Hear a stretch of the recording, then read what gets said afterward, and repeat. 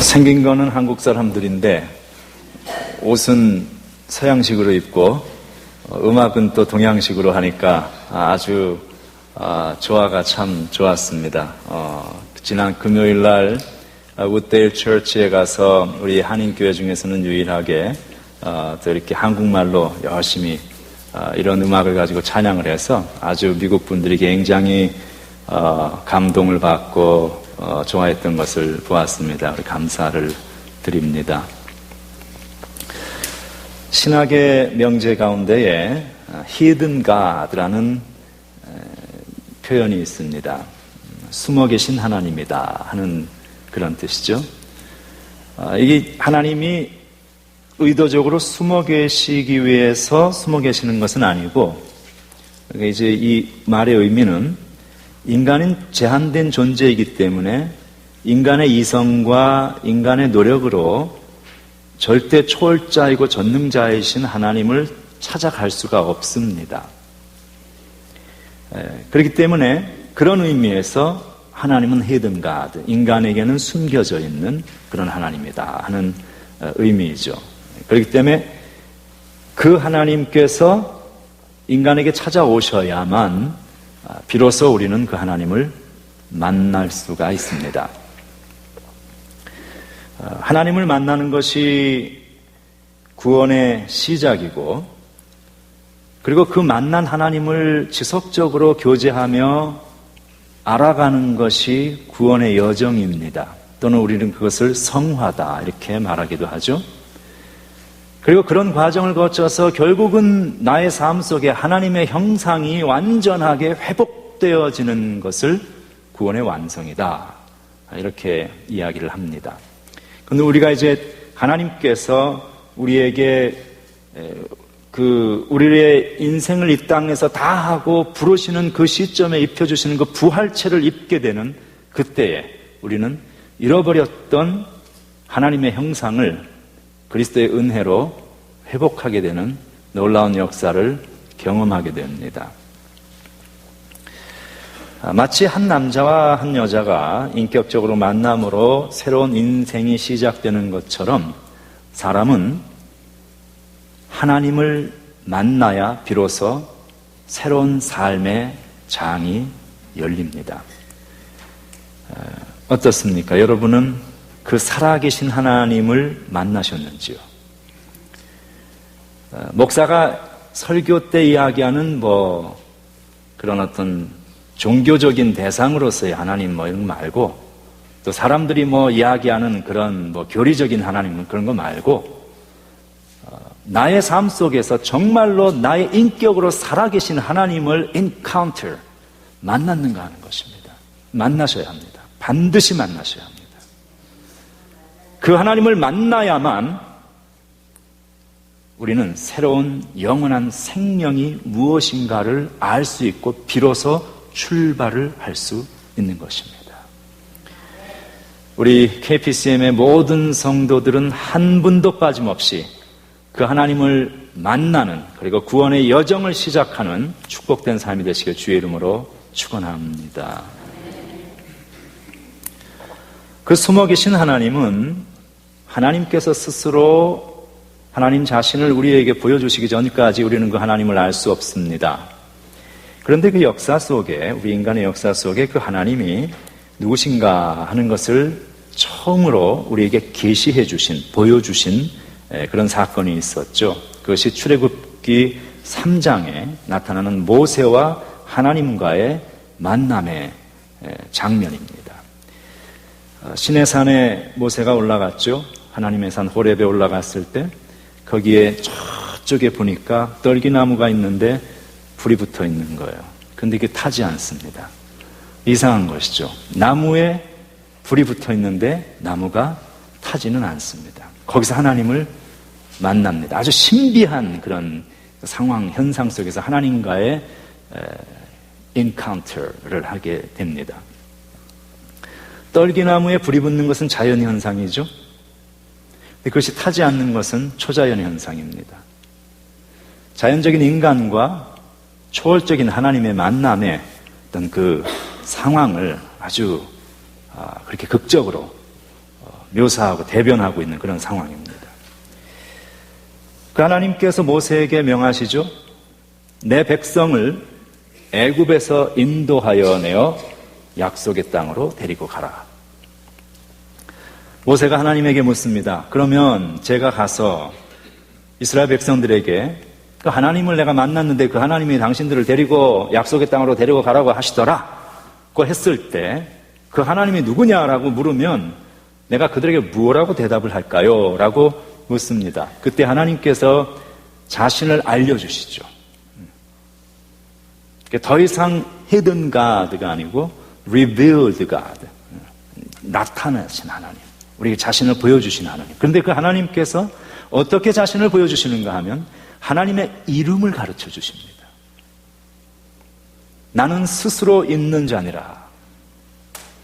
이 말씀은 I am that I am who I am 뭐 이렇게 영어로는 합니다만 나는 나다 그런 이야기죠. 하나님만이 하실 수 있는 아주 독특한 하나님의 이름, 자존하시는 하나님. 이 하나님의 그 네 글자로 히브리어 네 글자로 되어 있는 이 하나님의 이름을 우리는 여호와 뭐 또는 야훼 이렇게 발음을 합니다만 정확한 발음이 어떻게 되는지는 어느 누구도 모릅니다. 유대인 랍비들도 모르고 성서학자들도 모릅니다. 어떻게 보면 하나님이란 분은 하나님께서 우리에게 하나님을 가르쳐 주셨기 때문에 우리가 하나님을 알 수는 있지만 여전히 우리 인간으로서는 그 하나님을 완전히 다 알 수 없는 하나님과 우리와는 참 질적인 본질적인 차이가 있는 그런 하나님이시다. 그 하나님에 대한 우리의 어떤 신비와 경외감을 우리는 항상 가지고 내가 알고 있는 만큼의 하나님으로 그 하나님을 제한하지 말고 내가 경험한 하나님, 내가 성경 속에서 배운 하나님보다 훨씬 하나님은 크신 분이시오.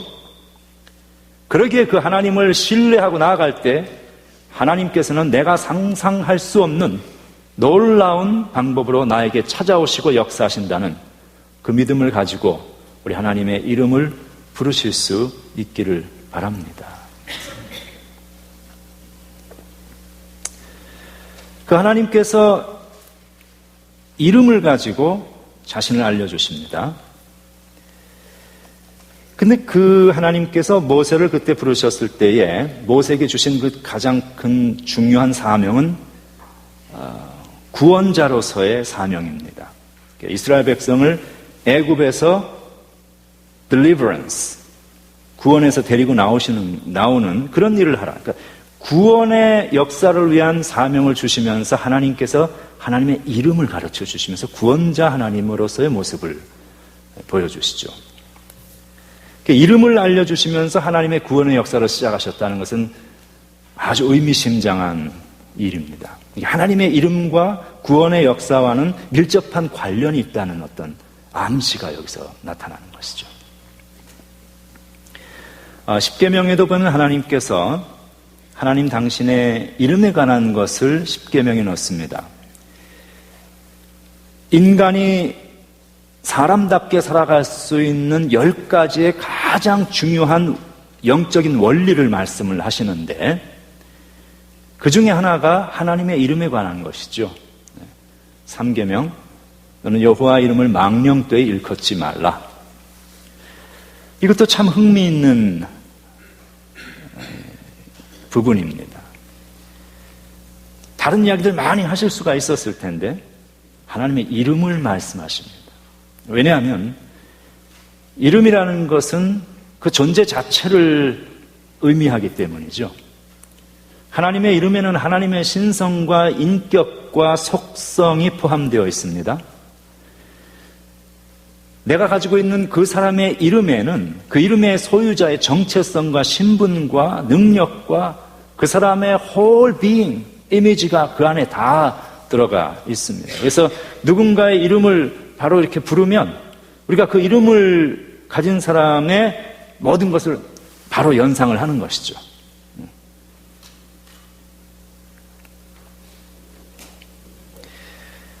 그리고 그 존재 모든 것이 그 이름과 더불어서 나에게 이렇게 다가옵니다. 그리고 그 이름은 그 이름을 가진 그 소유주자의 어떤 권세와 힘을, 영향력을 포함하고 있죠. 그래서 못된 짓을 하는 사람들이 종종 하는 일들이 힘 있는 사람의 이름을 사칭해서 나쁜 짓을 하는 경우가 있죠. 그래서 배경을 중시하고 소위 끈을 중시하는 한국 사회에서는 그런 게 더 많습니다. 그래서 권력을 가진 사람의 이름이나 지위를 사용해서 사기도 치고 이득도 보고 하는 그런 일들을 신문에서 종종 봅니다. 교회에도 그런 범죄가 있다는 얘기를 들었습니다. 목사의 이름을 써가지고. 목사는 그런 말을 한 적도 없고 그런 일을 알지도 못하는데 예수의 이름으로가 아니라 목사의 이름으로 다 이렇게 하는 그런 일들이 있다는 그런 전설이 있습니다. 마음이 뜨끔한 분들은 앞으로 안 하시면 됩니다. 요즘에는 그 페이스북이라든지 트위터 같은 그런 소셜 네트워킹을 하는 소셜 미디어가 많습니다. 보통 한 200가지가 넘습니다. 상용되는 것이. 우리가 알고 있는 것은 그저 few 몇 개밖에 안 되는데 막 세계적으로 쓰고 있는 건 한 200가지가 넘어요. 이제 그런데 보면은 누구의 이름을 가지고 있냐, 그러니까 얼마나 많은 사람의 이름을 가지고 있느냐. 그래서 그 계정에 팔로워가 많이 있을수록 그 세계에서는 권력이 있고 부유한 사람이라고 인정을 받습니다. 그런데 이제 저 같은 사람은 의도적으로 페이스북이나 트위터 이런 걸 쓰질 않기 때문에 굉장히 가난한 축에 속하는 것이죠. 가끔씩 저에게 이렇게 친구하자고 연락이 와요. 페이스북 같은데. 답은 해줍니다. 하라고. 그렇지만 들어가지는 않으니까 많은 걸 기대 안 하시는 것이 좋습니다. 근데 얼마나 많은 사람의 이름을 전화번호에 저장하고 있느냐, 그거 가지고 또 자랑을 해요. 근데 그거보다 더 중요한 것은 누구의 이름을 가지고 있는가 하는 것이 더 중요합니다. 근데 누구의 이름을 가지고 있는 것보다도 더 중요한 것은 내가 그 사람과 실제적으로 얼마나 친분이 있고 교분이 있고 그 사람과 가치와 생각을 공유하는 그런 관계성을 유지하고 있는가, 이게 더 중요한 것이죠. 전화번호부 있는 이름 다 가져다가 온 나라의 대통령 이름도 다 가져다 집어넣으면 그거 큰 의미가 있는 건 아니죠. 정보도 마찬가지입니다. 지금은 정보의 홍수 시대입니다. 그래서 많은 것을 아는 것이 대단한 지식인 것처럼 그렇게 생각을 합니다. 그러나 무조건 많은 정보를 가지고 있다고 해서 의미가 있는 것은 아닙니다. 많은 정보보다 중요한 것은 정확한 정보입니다. 인터넷에 얼마나 부정확한 정보들이 돌아다니는지 모릅니다. 그런데 정확한 정보보다 더 중요한 것은 나에게 필요한 정보입니다.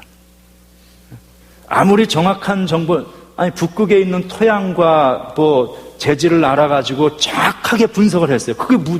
그 정보가 정확한 정보이긴 한데 나하고 무슨 상관이 있습니까? 나에게 중요한 것은 오늘 저녁의 식탁의 메뉴가 무엇이냐, 이게 중요한 것이죠.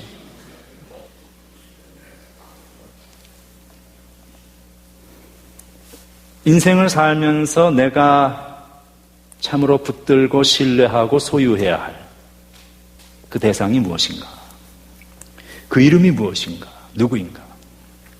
오늘 성경은 우리에게 그것을 상기시키고 있습니다. 여러분은 누구와 관계를 가지고 살아가고 있으며 누구를 의지하고 지금의 한평생을 살아가고 계십니까? 분명한 것은 이 세상에서 가지는 이해관계는 결코 영원한 것도 신뢰할 수 있는 것도 아닙니다. 지난주에도 제가 잠깐 언급했습니다만 최근에 자살한 기업의 한 기업주가 자기가 금품으로 라비를 해가지고 기업을 꾸려가고 도움을 받았던 그런 사람들이 나중에 배반을 하니까 그 사람들의 이름을 다 적어놓고 자살을 해버린 그런 사건으로 아주 한국 정치가 어수선합니다. 서로의 이익을 위해서 상호 공존할 때는 아마 간이라도 빼줄 것처럼 했을 것 같아요. 고위직의 사람을 안다는 것이 상당한 힘이었을 것이고 권력을 행사할 수 있는 근거가 되었을 것입니다. 그런데 그렇게 하다가 서로의 이해관계가 달라지니까 하루아침에 변하는 거예요. 그래서 소위 너 죽고 나 죽자 이름 써놓고 자살했습니다. 서로 좋았을 때는 그 이름이 서로를 살리는 상생하는 관계였을 텐데, 이름이었는데 관계가 달라지니까 서로를 죽이는 이름이 되어버렸습니다. 우리의 인생 여정에 진정으로 의지하고 그 이름을 붙들고 우리가 살아가야 할 그 대상이 누구인가? 오늘 성경은 성도가 그 이름을 붙들고 살아가야 할 진정한 권세와 능력이 있는 그 이름을 우리에게 소개하고 있습니다.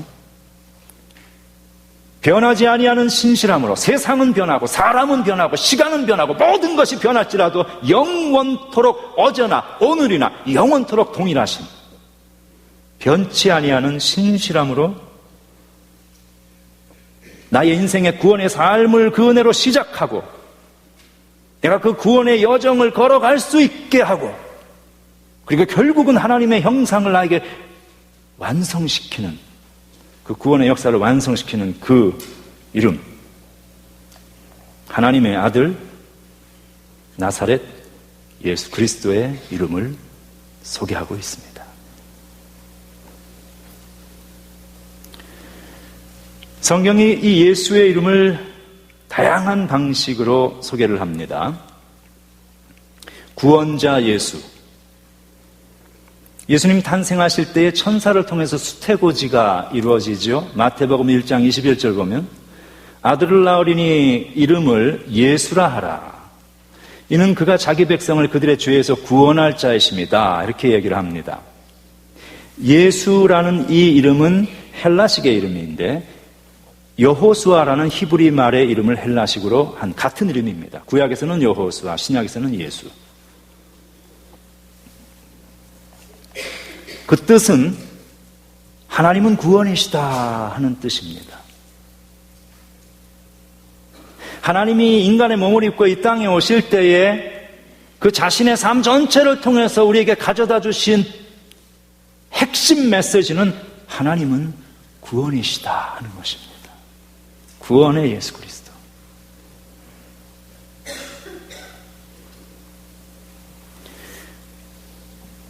또 우리의 영적인 신분을 변화시키는 이름으로 주어집니다. 예수의 이름은. 요한복음 1장 12절 영접하는 자, 그리스도를 영접하는 자, 곧 그 이름을, 예수의 이름을 믿는 자들에게는 하나님의 자녀가 되는 권세를 주셨다. 우리의 영적인 신분이 죽어있던 세상 삶에서 하나님의 영원한 생명을 가진 존재로 트랜스폼 되어지는 그 근거가 예수의 이름에 있다는 거예요. 그 권세가.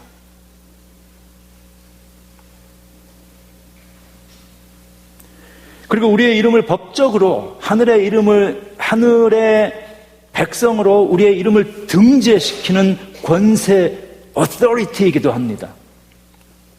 마태복음 28장 18절 19절 예수님 말씀하시죠. 하늘과 땅의 모든 권세를 내게 주셨으니 그러므로 너희는 가서 모든 족속으로 제자를 삼아 아버지와 아들과 성령의 이름으로 세례를 주어라. 세례를 주는, 우리가 물세례 이렇게 하죠. 하나님의 백성, 하나님의 자녀가 되었다는 것을 인치고 상징하는, 등재시키는 공식적인 예식입니다. 누구의 이름으로? 예수의 이름으로.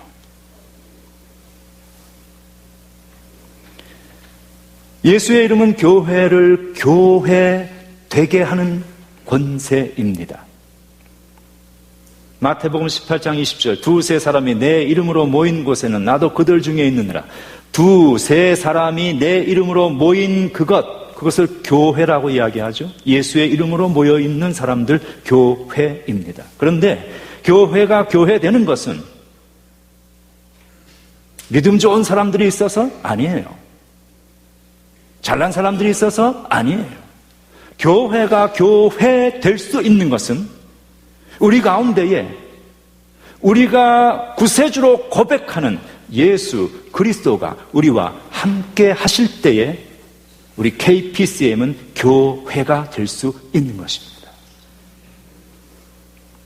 교회가 진정으로 교회되게 하시는 분, 예수 그리스도의 이름의 권세입니다. 기도응답의 보증이 되십니다. 예수 그리스도의 이름은. 요한복음 14장 14절, 내 이름으로, 예수의 이름으로 무엇이든지 구하면 내가 시행할 것이라고 약속하십니다. 이 세상에 감히 누가 이런 이야기를 할 수 있겠어요? 예수의 이름으로 귀신을 내어 쫓습니다. 예수의 이름으로 병자가 일어납니다. 예수의 이름으로 죽은 자가 살아납니다. 수없이 이런 많은 것들을 다 나열할 수가 없을 만큼 예수의 이름으로 나타나는 놀라운 역사를 성경은 증거하고 있습니다.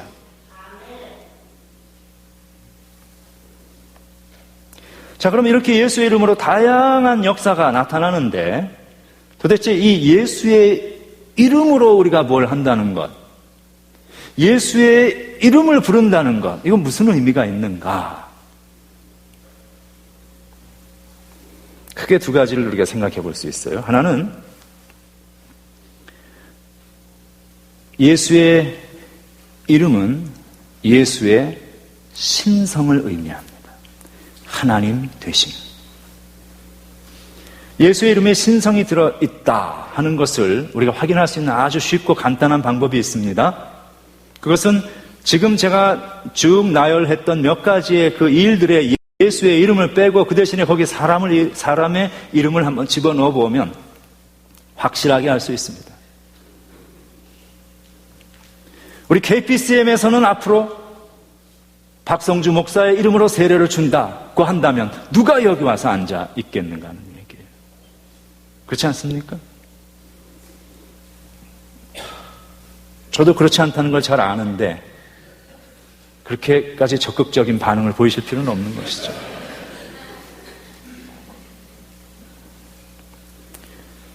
여러분이 가장 존경하는 사람이 누구입니까?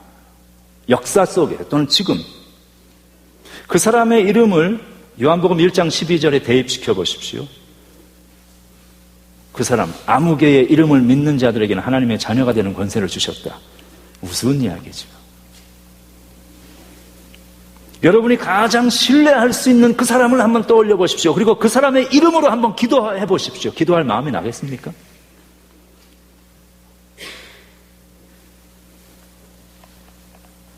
예수의 이름으로 구원받고 예수의 이름으로 기도하고 예수의 이름으로 일어나는 놀라운 일들이 다 가능하다 하는 것은 한 가지의 분명한 사실을 우리에게 선포하고 있습니다. 그것은 예수 그리스도는 하나님이시다 하는 것입니다.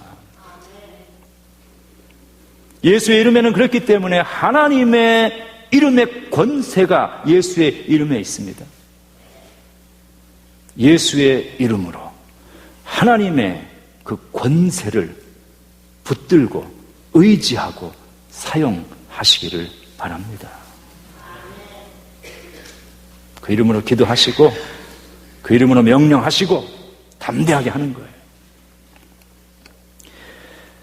그런데 두 번째가 참 중요합니다. 예수의 이름에 하나님의 권세, 하나님 되심이 있다고 당연한 이야기인데 우리가 예수의 이름을 사용하고 예수의 이름으로 이러한 일들을 행한다 함은 아주 중요한 한 가지의 사실이 전제가 되어 있습니다. 그것은 우리가 예수의 이름에 나타나 있는 하나님의 신실하신 약속을 신뢰한다는 것입니다. 믿음입니다. 믿음. 주님에 대한 믿음입니다. 예수의 이름에 하나님의 권세가 있고 우리가 그 이름으로 기도하면 응답하시고 우리가 그 이름으로 명하면 역사가 나타난다는 이 하나님의 약속을 믿는 사람들에게 예수의 이름은 비로소 능력 있고 권세 있는 이름으로 나타납니다. 믿음이 없이 예수의 이름으로 기도할 수 없고 믿음이 없이 예수의 이름을 아무리 100번을 부르고 사용한다 할지라도 그것은 의미 없는 헛된 일입니다. 예수의 이름에는 하나님의 권세가 들어있는 영광스러운 이름은 분명하지만 그 이름은 하나님을 신뢰하고 그 이름의 능력을 믿는 자들에게 비로소 역사가 나타나는 것이죠. 오늘 본문을 우리가 읽었습니다. 사도행전 4장을 읽었습니다. 근데 그 바로 직전 장이 3장이죠. 그 3장에 보면 이 예수의 이름으로 구원받은 한 사람의 이야기가 나타납니다. 이 사람은 나면서부터 장애자로 태어났습니다. 할 수 있는 일이라고는 성전에 미문이라는 것, 그 문이 아름다운 아주 그 아름다운 그곳에 앉아서 구걸하는 일밖에는 그가 할 수 있는 일이라고는 없었습니다. 그런데 이 사람이 예수의 이름으로 고침을 받은 사건이 기록이 되어 있는 것이죠. 이게 오늘 본문의 배경이 되어지는 사건입니다. 그런데 오늘 본문을 한번 집에 가셔서 다시 한번 자세히 그 시각으로 읽어보실 필요가 있습니다. 자세히 들여다보면 두 가지의 권세가 계속 교차되어서 나타나고 있습니다. 교차되고 비교되고 대조되고 두 가지가 계속 나타납니다.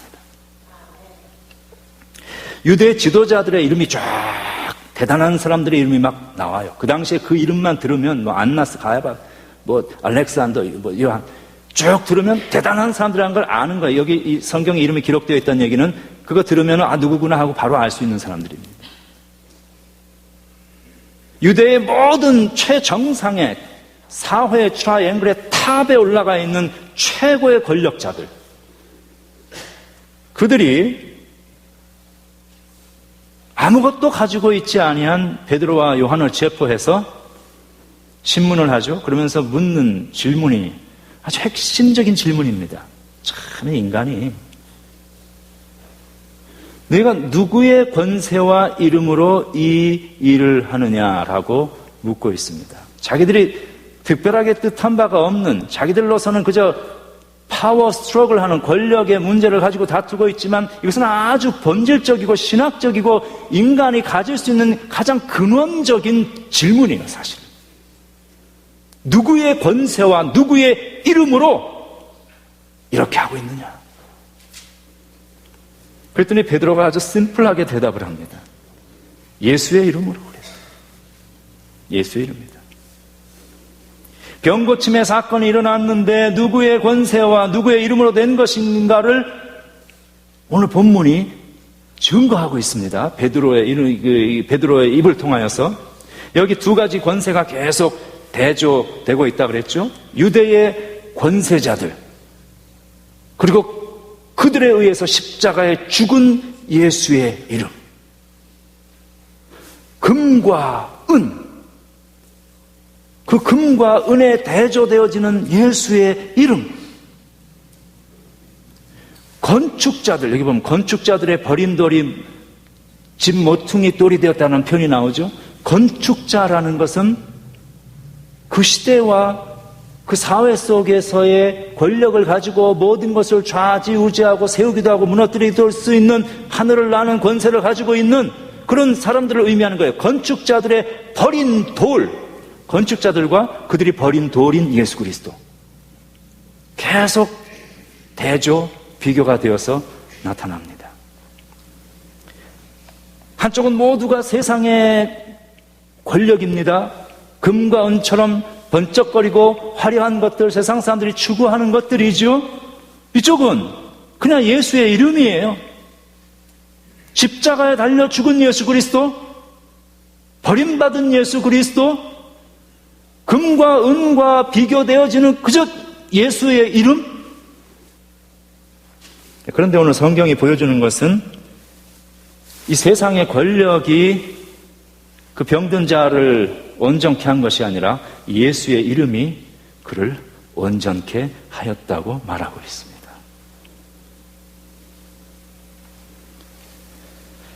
여기 이 예수의 이름으로 일어난 이 병 고침의 사건은 단순한 질병을 치유했다 하는 정도의 문제를 말하는 것이 아닙니다. 이것은 나면서부터 성전 앞에 앉아있던 한 사람의 모습을 보여주고 있죠. 이 사람의 모습은 바로 우리들 모든 인간의 모습이에요. 나면서부터 영적인, 선천적인 영적인 질병을 가지고 태어난 존재들을 의미합니다. 인간은 태어나면서부터 영적인 장애자로 태어나는 존재들이에요. 성경은 그것을 죄라고 이야기를 하죠. 인간의 삶 자체가 질고와 아픔입니다. 근원적으로 모두가 인간은 병을 앓고 있는 존재예요. 우리들 가운데서 육체적으로도 완전한 사람은 한 사람도 이 세상에 존재하지 않고 정신적으로도 완전한 사람은 한 사람도 존재하지 않습니다. 육체적으로, 정신적으로, 영적으로, 사회적으로 모든 면에서 우리는 병들어 있는 장애자. 태어나면서부터 인간은 그런 존재입니다. 스스로의 자정 능력이 없고 스스로를 치료할 수 있는 능력이 없고 그 길을 알지 못합니다. 사람치고 잘 살고 싶어 하지 않는 사람이 없습니다. 잘 산다는 이야기는 꼭 뭐 돈 많이 벌고 하는 것뿐만이 아니라 그냥 인생 자체를 좀 잘 살아보고 싶은 것이죠. 조금 사람이 이제 머리가 크고 생각이 들면 인생 자체를 잘 살아보고 싶은 마음이 다 듭니다. 그런데 그 원함대로 우리는 살지 못합니다. 서로에게 행복과 기쁨이 되어지는 열매를 나의 삶 속에서 만들어내는 그런 삶이 아니라 가시와 엉겅퀴를 그냥 집어던집니다. 그렇게 하고 싶지 않아요. 다 잘해보고 싶은 거예요. 그런데 잘 안 됩니다. 왜?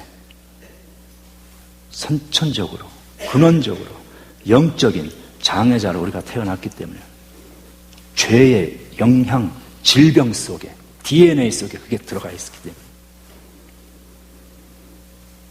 잘해줘야지, 서로 잘 대해줘야지라고 머리는 생각하는데 실제로는 안 돼요. 그런 자신의 모습에 좌절하는 것이 우리 인간의 모습이고 삶입니다. 근데 우리가 다 아는 것이 있어요. 그게 잘 안 된다는 것을 내색해서는 안 된다는 것입니다. 그래서 다 괜찮은 척하고 이렇게 살아가는 거예요.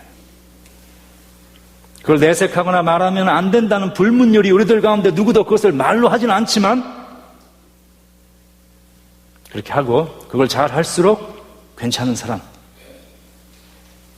인정됩니다. 인사할 때는 괜찮으세요? 다 좋습니까? 좋습니다. 다 좋아요? 다 좋으면 예수도 필요 없고 하나님도 필요 없습니다. 사실은.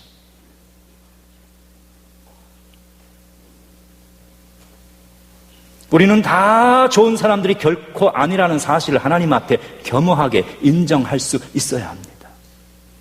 성전 미문에 앉아 있었던 그 장애자의 모습이 바로 영적인 선천적인 장애자로 태어난 나의 모습이라는 사실을 우리는 하나님 앞에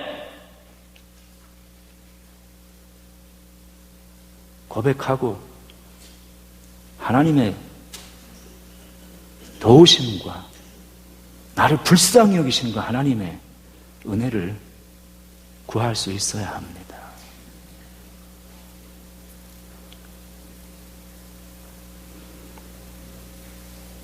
그러니 금과 은을 찾습니다. 금과 은으로 표현되는 건 세상의 가치이죠. 금과 은이 다 나쁘다는 흑백 논리를 말하는 거 아니에요. 금과 은 다 필요합니다. 돈도 필요하고 물질도 다 필요합니다. 이 세상 살아가려면.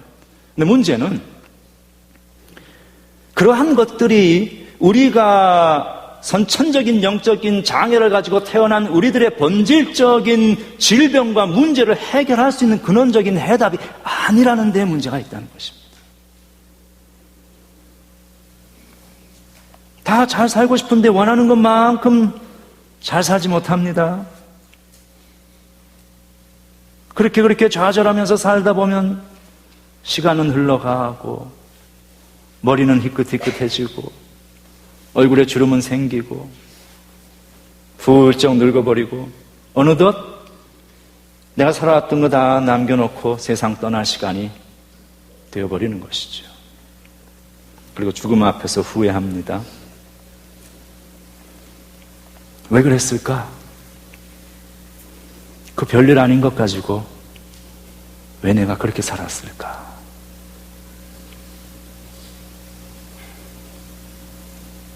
이것은 참 고치지 못하는, 우리가 그 사실을 알면서도 우리 스스로 그것을 고치지 못하는 우리들의 유전적인, 영적인 질병입니다.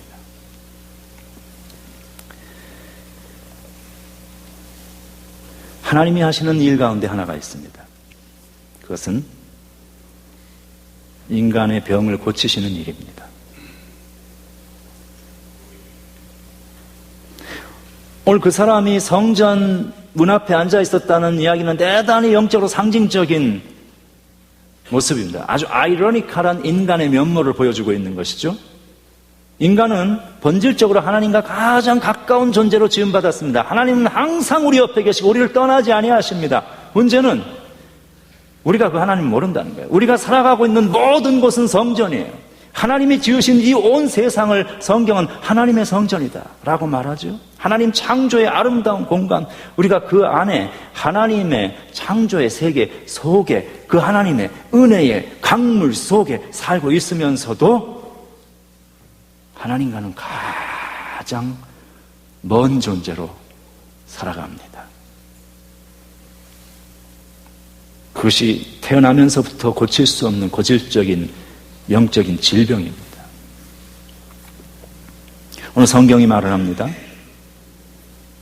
그 문제는 금과 은과 같은 세상의 것을 가지고는 인간이 앓고 있는 이 영적인 질병을 고칠 수 없다는 것입니다.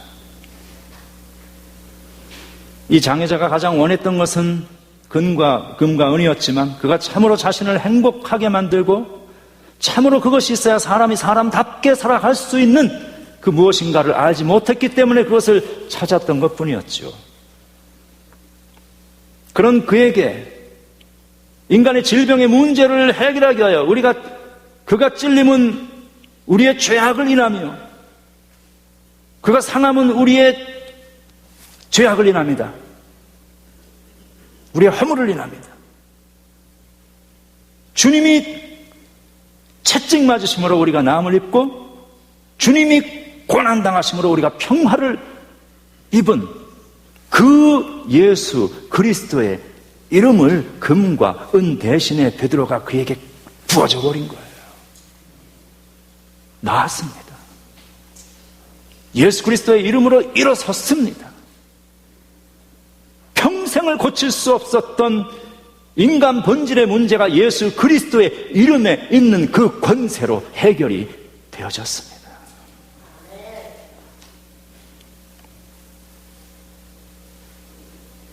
예수의 이름에 생명을 구하는 권세가 있기에 그것을 믿는 사람들이 예수의 이름에 인간의 문제를 고치는 근원적인 능력이 있기에 그것을 믿는 믿음의 사람들이 선포한 예수의 이름이 사람을 살릴 수 있고 이 세상을 바꿀 수 있습니다.